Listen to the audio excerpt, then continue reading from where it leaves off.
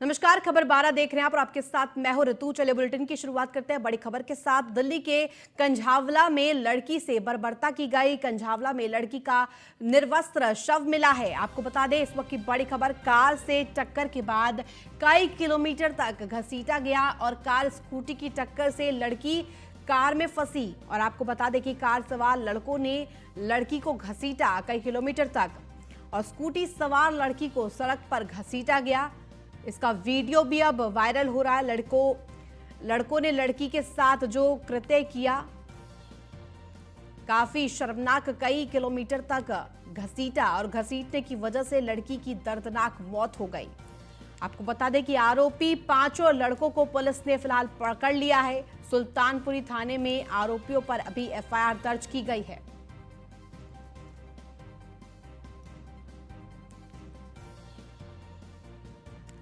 दिल्ली से इस वक्त की खबर बता रहे हैं, कंझावला में लड़की से बर्बरता की तस्वीरें सामने आई थी। नए साल के अवसर पर ये दुखद खबर सामने आई। कार से टक्कर के बाद कई किलोमीटर तक लड़की को घसीटा गया।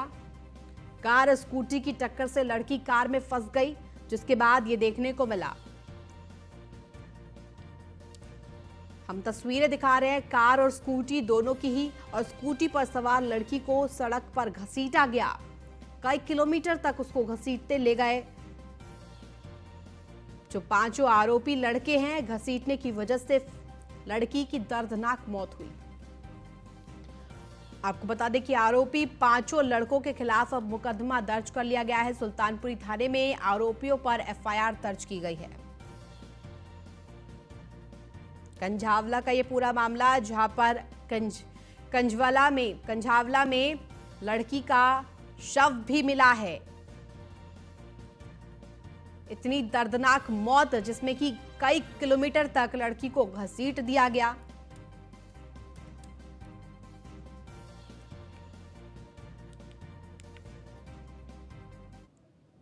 अगली खबर ग्रेटर नोएडा से, जहां पर ईस्टर्न पेरिफेरल हाईवे पर लड़की का शव मिला है। गाड़ी से सिर कुचलकर शव फेंका गया और आपको बता दें कि इसकी आशंका जताई जा रही है कि सिर को कुचलकर शव फेंका गया है। पुलिस शव को कब्जे में लेकर फिलहाल जांच पड़ताल में जुटी हुई है। आपको बता दें कि दादरी थाना क्षेत्र का ये पूरा मामला बताया जा रहा है। पुलिस शव को फिलहाल कब्जे में ले चुकी है और आगे की जांच पड़ताल में जुट गई है। दादरी थाना क्षेत्र का ये पूरा मसला बताया जा रहा है। ग्रेटर नोएडा से इस वक्त की खबर आपको बता रहे, ईस्टर्न पेरिफेरल हाईवे पर लड़की का शव मिला है, जिससे कि हड़कंप मच गया है। अब आसपास के इलाके में जिस तरह से शव मिलने से हड़कंप मचा है। पुलिस शव को, इसी खबर पर अधिक जानकारी के साथ ब्यूरो चीफ निशांत शर्मा जुड़ गए। निशांत जी, जिस तरह से अभी तस्वीरें सामने आई है कि शव मिला है ईस्टर्न पेरिफेरल पर, क्या कुछ अधिक जानकारी आपके पास? देखिए, सबसे बड़ी बात है कि दिल्ली कंझावला के बाद अब ग्रेटर नोएडा पेरिफेरल हाईवे पर यह घटना, बड़ी घटना देखी गई है।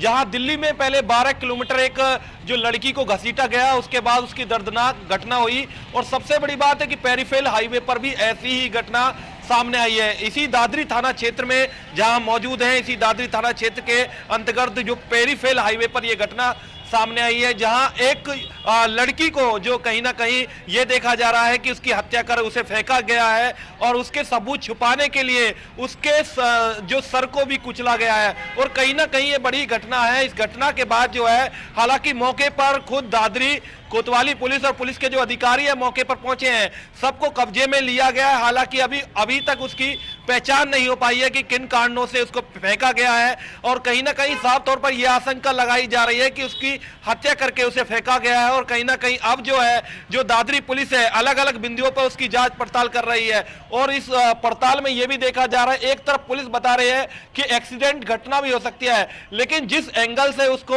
जो घटना सामने आई है, उस एंगल में देखा गया है कि कहीं ना कहीं हत्या की आशंका साफ तौर पर लगाई जा रही है। उसके सर पर जो गाड़ी के एक टायर से भी उसे कुचला गया है। और कहीं ना कहीं ये साफ तौर पर देखा गया है, जिस जगह ये घटना हुई है, ये पेरिफेरल हाईवे की घटना है, क्योंकि दोनों तरफ बाउंड्री है और बाउंड्री पर चढ़ने का कोई रास्ता नहीं है। ये भी साफ है कि रास्ता पार करने का भी कोई जगह नहीं है।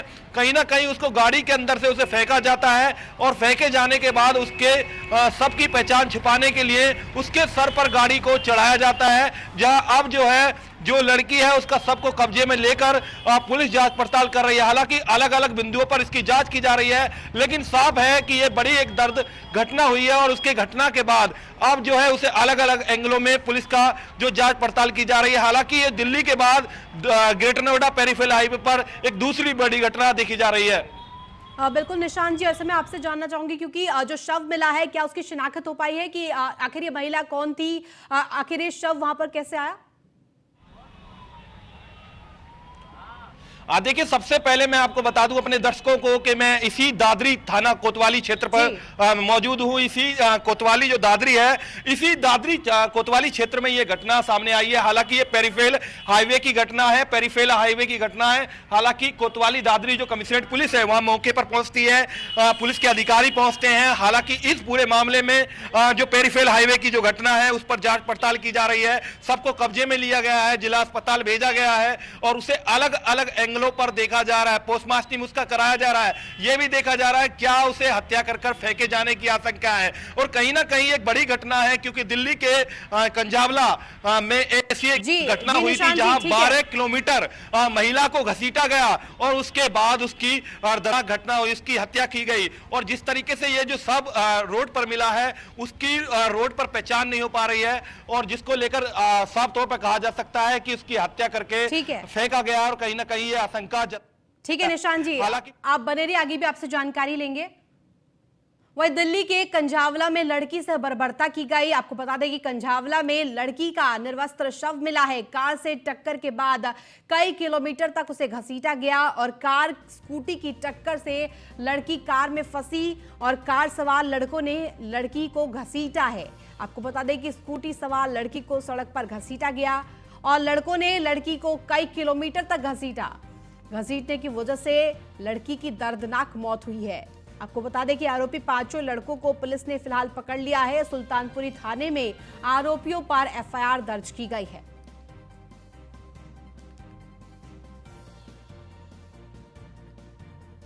जिस तरह की बर्बरता की तस्वीरें सामने आई, दर्दनाक मौत हुई।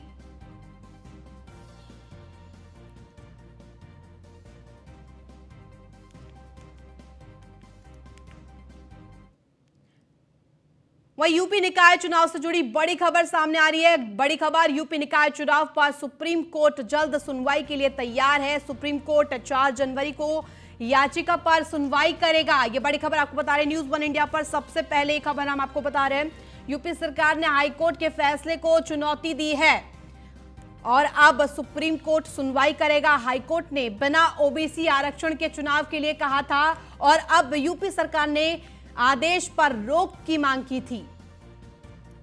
ये बड़ी खबर सामने आ रही है, जहां पर अब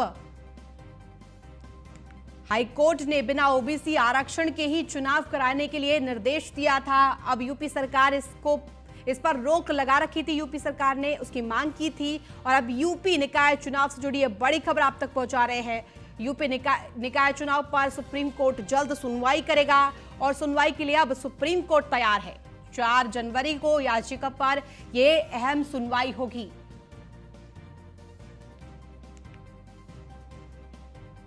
यूपी सरकार ने हाईकोर्ट के फैसले को अब चुनौती दी है।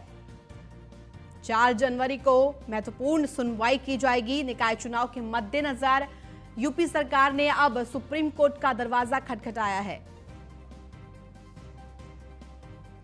यूपी निकाय चुनाव से जुड़ी ये बड़ी खबर आपको बता रहे हैं, एक के बाद एक ट्विस्ट देखने को मिल रहा है यूपी निकाय चुनाव में और अब सुप्रीम कोर्ट का दरवाजा खटखटाया है यूपी सरकार ने।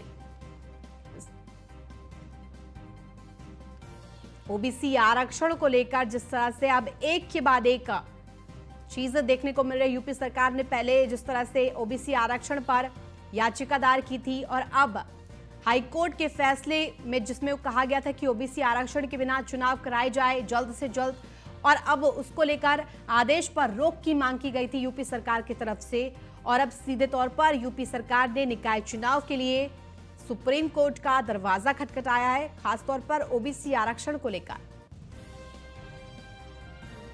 इसी खबर पर अधिक जानकारी के साथ संवाददाता एसके बाजपाई जुड़ गए। एसके, जिस तरह से अब ये नया ट्विस्ट सामने आया है, यूपी सरकार जिस तरह से अब सुप्रीम कोर्ट का दरवाजा खटखटा रही है, क्या कुछ अधिक जानकारी आपके पास? बिल्कुल, अगर हम देखें तो उत्तर प्रदेश में नगरीय निकाय चुनाव में ओबीसी आरक्षण को लेकर लगातार पेच फंसा हुआ है, क्योंकि उत्तर प्रदेश सरकार की तरफ से 5 दिसंबर को एक नोटिफिकेशन जारी किया गया था, जिसके तहत उत्तर प्रदेश की सभी जो सीटें हैं उनका आरक्षण जारी किया गया था। इसको लेकर हाईकोर्ट में मामला गया, इसमें अपील दाखिल हुई थी, हाईकोर्ट ने सुनवाई की थी, जिसके बाद नोटिफिकेशन को रद्द करते हुए हाईकोर्ट की तरफ से कहा गया था, चूंकि जो आयोग बनाकर निर्वाचन कराने की, आरक्षण जारी करने की प्रक्रिया है वो पूरी नहीं की गई है, इसलिए आरक्षण नहीं दिया जा सकता और सरकार चाहे तो बिना आरक्षण के ओबीसी सीटों को असामान्य मानते हुए चुनाव करा सकती है।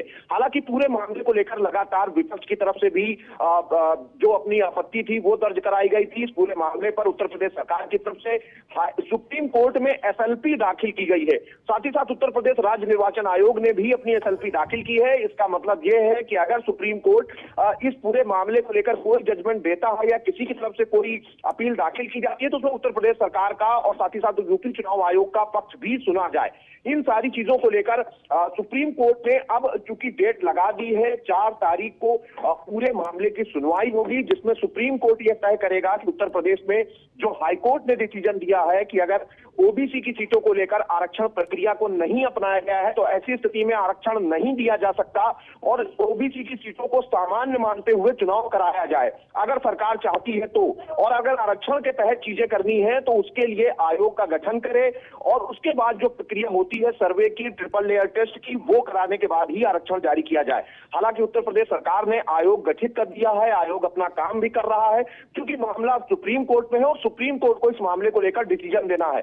तो ऐसी स्थिति में कहीं ना कहीं ये 4 तारीख की सुनवाई महत्वपूर्ण होगी और देखना यह भी होगा कि सुप्रीम कोर्ट की तरफ से क्या डिसीजन आता है। मतलब सुप्रीम कोर्ट हाई कोर्ट के निर्णय को बरकरार रखती है या अपना कोई नया निर्देश देती है, ये देखना काफी महत्वपूर्ण होगा। बिल्कुल एसके, आप बने रहिए, आगे भी आपसे जानकारी लेंगे।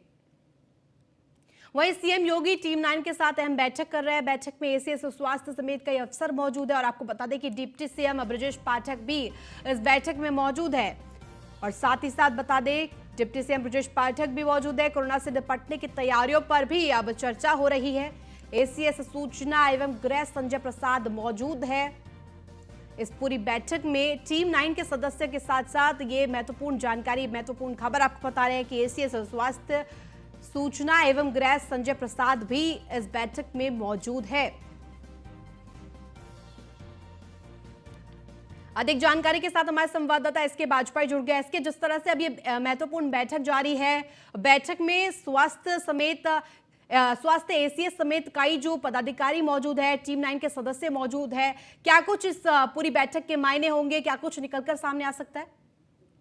बिल्कुल, निश्चित तौर पर मुख्यमंत्री योगी आदित्यनाथ टीम 9 की बैठक कर रहे थे, जिसमें उत्तर प्रदेश के डीजीपी, उत्तर प्रदेश के एडीजी लॉ एंड ऑर्डर, साथ ही साथ उत्तर प्रदेश के अपर मुख्य सचिव स्वास्थ्य, अपर मुख्य सचिव चिकित्सा शिक्षा, अपर मुख्य सचिव मुख्यमंत्री, साथ ही साथ प्रमुख सचिव मुख्यमंत्री भी इस बैठक का हिस्सा थे। और निश्चित तौर पर उत्तर प्रदेश में कानून व्यवस्था, साथ ही साथ उत्तर प्रदेश में कोरोना को लेकर जिस तरीके से सरकार के निर्देश थे, उनकी क्या व्यवस्थाएं हैं, जो विभिन्न योजनाएं उत्तर प्रदेश सरकार की विभिन्न जिलों में चल रही, उनको लेकर क्या चीजें हैं, मुख्यमंत्री ने इस पर समीक्षा की, जिसके बाद दिशा निर्देश भी मुख्यमंत्री ने जारी कर दिए हैं।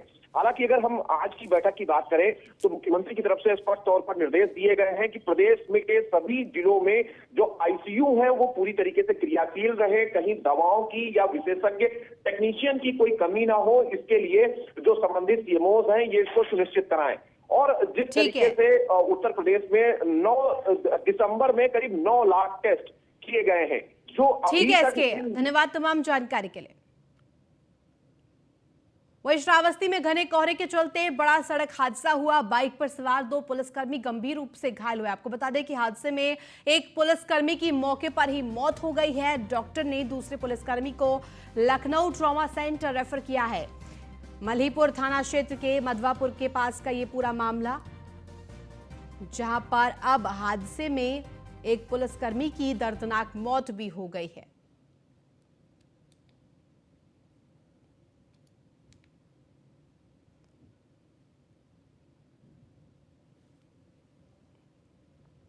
वहीं बुलंदशहर में सर्दी और कोहरे से परेशान छात्रों ने डीएम से गुहार लगाई है। उन्होंने छुट्टी को लेकर गुहार लगाते हुए कहा है कि कड़ाके की सर्दी की वजह से उन्हें परेशानी हो रही है। कड़ाके की सर्दी और घने कोहरे में स्कूल जाने को मासूम मजबूर है और घने कोहरे के चलते विजिबिलिटी भी सामान्य से भी कम है। और शिकारपुर स्थित स्कूल के बच्चों ने ये गुहार लगाई है सीधे डीएम से। उन्होंने कहा है कि किसी तरह से इसका निस्तारण किया जाए और छुट्टी दी जाए बच्चों को, क्योंकि बच्चों को परेशानी हो रही है। जिस तरह से ठंड बढ़ती जा रही है और खास तौर पर सुबह के टाइम विजिबिलिटी बहुत ही ज़्यादा कम होती है और इसको लेकर के भी अब अलर्ट होने की ज़रूरत है। बुलंदशहर में बच्चों को छुट्टी दी जाए, इसको लेकर गुहार लगाई गई है डीएम को।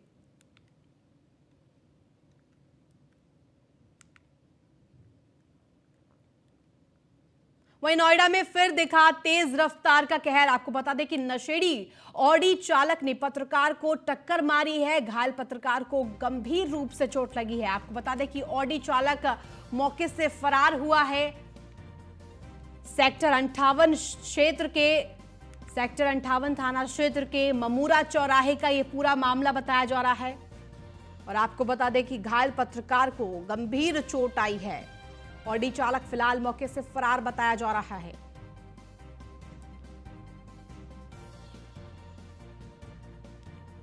सेक्टर 58 थाना क्षेत्र के अंतर्गत का यह पूरा मामला और फिर से दिखा तेज रफ्तार का कहर। ऑडी चालक फरार है फिलहाल और नशेड़ी कार चालक ने पत्रकार को टक्कर मारी है।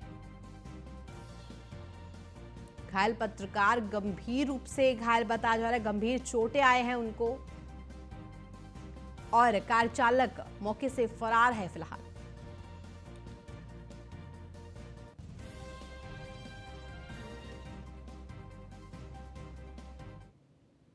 वही ग्रेटर नोएडा में जेल में बंद आरोपी की पत्नी से सामूहिक दुष्कर्म का मामला सामने आया है। वकील और मुंशी ने सामूहिक दुष्कर्म किया था। आपको बता दें कि जमानतियों से मिलाने का झांसा देकर दुष्कर्म किया। ये बड़ी खबर आपको बता रहे हैं। वकीलों और मुंशी ने अपने साथियों के साथ सामूहिक दुष्कर्म किया। आरोपी मुंशी विकास गिरफ्तार कर लिया गया है और वकील ड्राइवर के साथ वकील और ड्राइवर भी पुलिस की गिरफ्त से दूर है। कोतवाली बिसरक का ये पूरा मामला बताया जा रहा है।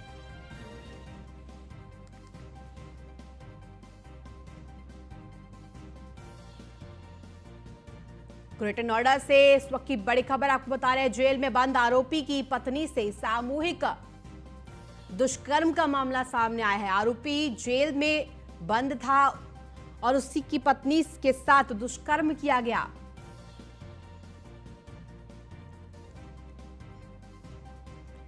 इसी खबर पर अधिक जानकारी के साथ ब्यूरो चीफ निशांत शर्मा जुड़ गए। निशांत जी, जिस तरह से ये पूरी खबर सामने आई है, आरोपी मुंशी विकास गिरफ्तार कर लिए गए हैं और ये मामला दुष्कर्म का है, क्योंकि कोतवाली बिसरक का ये पूरा मामला बताया जा रहा है और ऐसे में कहा जा रहा है कि जो पत्नी थी आरोपी जो कि जेल में बंद था, उसकी पत्नी के साथ सामूहिक दुष्कर्म किया गया वकील और मुंशी के द्वारा। देखिए रितु, एक बड़ी घटना ये सामने मामला आया था जहां देखा गया कि पत्नी जो है अपने पति की जमानत कराने के लिए कोर्ट में जाती है, न्यायालय सूरजपुर में जाती है, जहां वकील और कुछ उसके मुंशी और ड्राइवर मिलकर उसके साथ जो है गैंगरेप की सामूहिक दुष्कर्म की घटना को अंजाम देते हैं। उसके बाद कहीं ना कहीं उसके पति की जमानत कराने के नाम पर ये उसके साथ सामूहिक दुष्कर्म किया जाता है। हालांकि इस मामले में लगभग 1 साल से ये पूरा मामला चल रहा था, जिसमें कहीं ना कहीं पहले पुलिस जो है ढील बरत रही थी। हालांकि जब उसका ऑडियो सामने आया, ऑडियो में साफ तौर पर जो आरोपी है वो पीड़िता जो महिला को दबाव बना रहे थे और कहीं ना कहीं धमका रहे थे। धमकाने के मामले में एक आरोपी पहले फरीदाबाद से भी जेल जा चुका है।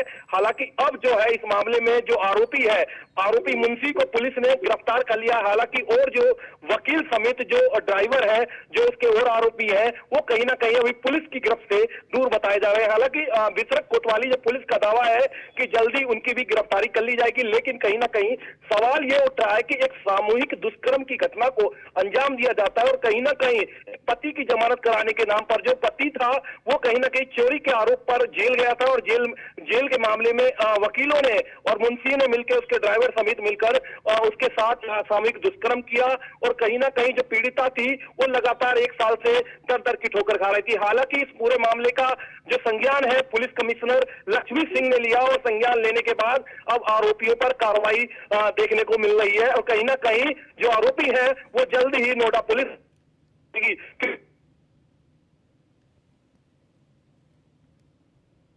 बनाई गई है, टीमें बनाई गई है, वो लगातार छापेमारी कर रही है।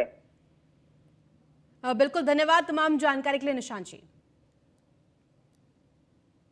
वही अमरोहा में कोहरे के चलते भीषण सड़क हादसा देखने को मिला। 2 कारों में आमने सामने जोरदार टक्कर हुई। जोरदार भिड़ंत से ये सड़क हादसा हुआ और हादसे में 5 लोग गंभीर रूप से घायल बताए जा रहे हैं। हाईवे पर चीख पुकार मची, जिसके बाद पुलिस मौके पर पहुंची और पुलिस ने घायलों को अस्पताल में भर्ती कराया है। हसनपुर थाना क्षेत्र के मनौटा पुल का ये पूरा मामला और हादसे में 5 लोग गंभीर रूप से घायल बताए जा रहे हैं। तस्वीरों के जरिए आप देख सकते हैं कितनी भीषण ये सड़क का हादसा और कितनी बुरी ये टक्कर हुई होगी। जिस तरह से तस्वीरों में आप देख सकते हैं वाहनों की जो हालत है।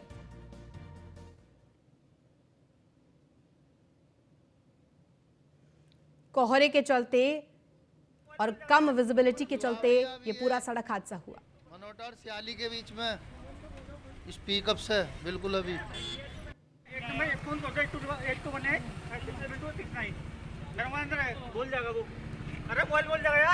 हुआ भैया, अभी ये मनोटा और सियाली के बीच में। वहीं अपनी शानदार कार्यशैली के लिए जाने जाने वाली बरेली कमिश्नर संयुक्ता समधार ने कुष्ठ रोगियों को शीतलहर से बचाने के लिए कंबल बांटे। बता दें कि सुभाष नगर में अंगूरी स्थित स्वामी विवेकानंद कुष्ठ आश्रम में 200 मरीजों को ठंड से बचाने के लिए निर्देश दिए गए। इसके अलावा कमिश्नर ने शहर में अलाव जलाने और शेल्टर होम में सुविधाएं बढ़ाने के लिए भी निर्देश दिए। पता ही नहीं है, इधर दिखाओ दिव्यानी, नींद में है। कितने महीने की? 4 महीने की। टीका हुआ? कौन कौन से टीके हुए? 3 होने थे। वह रायबरेली में अलाव ताप रही मां और बेटी आग में गिरी। आग में गिरने से दोनों गंभीर रूप से झुलसे हैं। ये बड़ी खबर आपको बता रहे हैं। घायलों को सीएचसी जिले में अस्पताल में भर्ती कराया गया है, रेफर किया गया है। और आपको बता दें कि ऊंचाहार कोतवाली क्षेत्र की पूरी घटना बताई जा रही। आग में गिरने से दोनों ही झुलस गए। घायलों को सीएचसी जिला अस्पताल में रेफर किया गया है। ऊंचाहार कोतवाली क्षेत्र का ये पूरा मामला। ठंड से बचने के लिए लोग अलाव जलाते हैं और अब अलाव से ही 2 लोग झुलस गए। अलाव के सहारे बैठे थे और आग में गिरने से दोनों की ही आग की चपेट में आने की वजह से झुलस गए हैं। और अलाव ताप रही मां और बेटी आग में गिरे। आग में गिरने से दोनों गंभीर रूप से झुलसे हैं।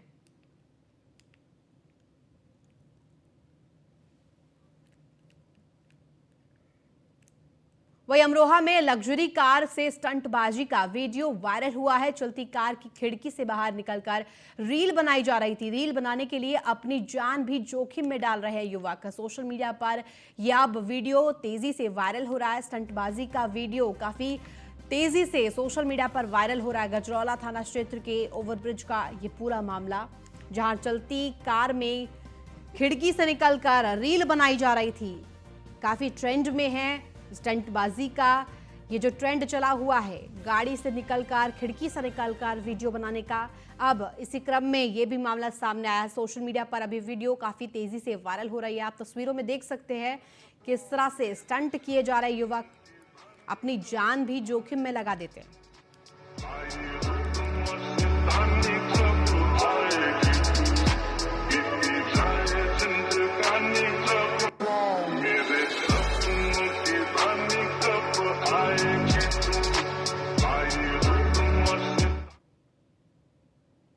फिलहाल खबर 12 में बस इतना ही। आप देखते रहिए न्यूज़ 1 इंडिया।